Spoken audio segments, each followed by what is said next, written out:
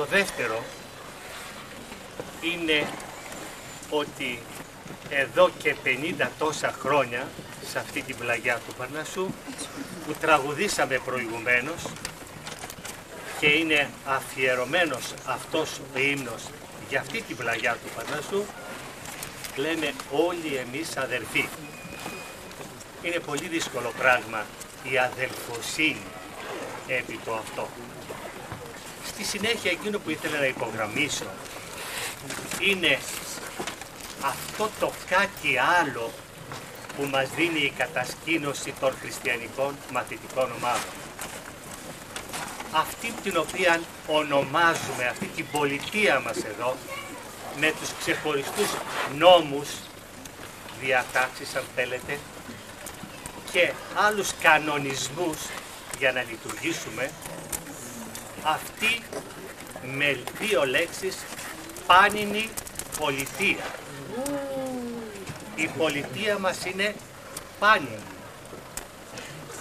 Ίσως πολλοί περνούμε χρόνια από την κατασκήνωση εδώ και από τα στελέχη μας και δεκαετίες και δεν έχουμε συνειδητοποιήσει ότι η πολιτεία μας είναι πάνινη, από πανιά φτιαγμένη, και γι' αυτό είναι και κατασκήνωση και όχι κατασπίτωση. Αυτό είναι κάτι αρχικό. Εδώ και 50 χρόνια που ήρθαμε να στήσουμε εδώ την πολιτεία μας, είπαμε να είναι ισαή ή δυνατόν πάνινη. Το δεύτερο που ήθελα να υπογραμμίσω, δεν αλλάζουμε αυτήν την πάνινη πολιτεία του Παρνασσού ούτε και με θάλασσες, ούτε και με παραλίες.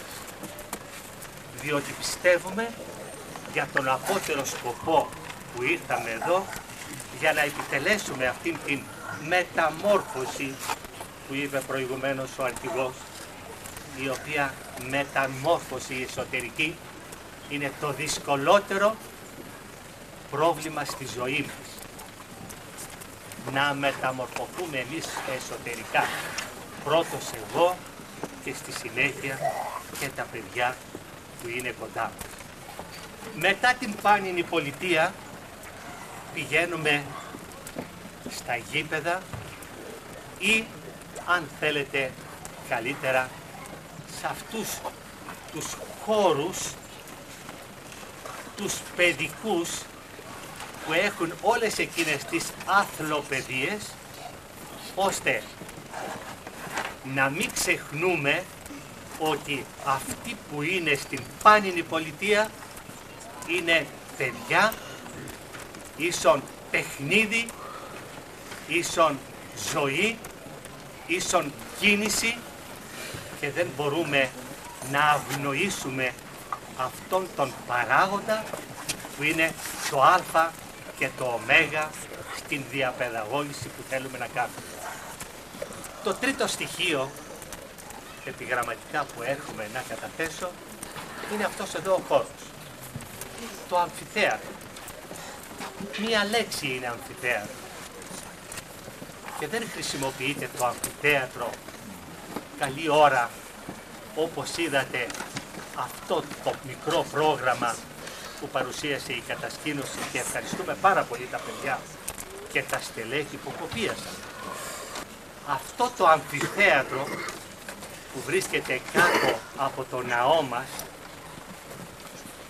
δεν έτυχε όπως και το στήσαμε εδώ, με κάποιες προδιαγραφές, όπως και προ 50 τόσων ετών ο κατασκηνωτικός αυτός χώρος απεισχόλησε και πνευματικούς ανθρώπους της Εκκλησίας μας, αλλά και παιδαγωγούς, ώστε να βρεθεί η κατάλληλη πλαγιά, ώστε να μπορέσουμε να κάνουμε το έργο για το οποίο ξεκινήσαμε την κατασκήνωσή. Εδώ λοιπόν γίνεται η μελέτη της Αγίας Γραφής, πώς θα γίνουμε γνήσιοι χριστιανοί, παιδιά του Θεού. Και αυτό ολοκληρώνεται για όλους μας μέσα από το μυστήριο της μετανοίας, εξομολογήσεως και μέσα από το μυστήριο της Θείας Ευχαριστίας και από το κοινό ποτήριο της ζωής. Δεν αποσκοπούμε σε αυτό. Δεν είναι στόχος μας αυτό. Τότε μοιάζουμε με πολλές άλλες κατασκηνώσεις που είναι κατασκηνώσεις επιχείρηση. Γι' αυτό λοιπόν, επειδή και αυτή η κατασκήνωση είναι μία ευλογία του Θεού, ήδη βρισκόμαστε περίπου προς το τέλος της τρίτης αποστολής και φέτος είχαμε την ευλογία και η πρώτη αποστολή και η δεύτερη και η τρίτη που διανύουμε να δώσει ο Θεός και η τέταρτη 2 Αυγούστου με τα μεγάλα παιδιά του Λυκείου, 100 τόσα περίπου παιδιά, να έχουμε την ευλογία του Θεού. Διότι χωρίς τη χάρη του Θεού δεν κάνουμε έργο. Και όλοι εμείς που βρισκόμαστε εδώ και εργαζόμαστε δεν κάνουμε τίποτε χωρίς τη βοήθεια και τη συνεργασία άνωθεν. Και η ευχή μας είναι και η παράκλησή μας είναι να εύχεστε κι εσείς να συνεχίζετε αυτή η χριστιανική προσπάθεια προς δόξαν του Αγίου Ονόματός του.